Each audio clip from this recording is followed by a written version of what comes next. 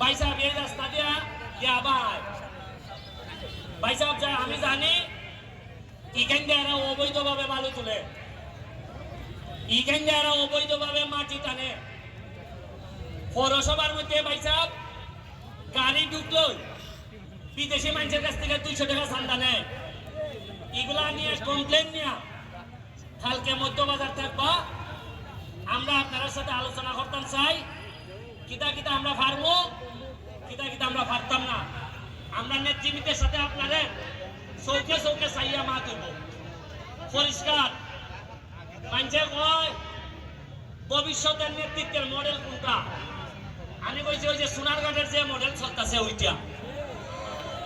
সারা বাংলাদেশের মানুষের দেখে আমরা কিতা করি, তা আমরা দেখাইতাম না আমরা কিতা করি। আপনি রিক্সাওয়ালা হই, আপনি দিন মজুর হই,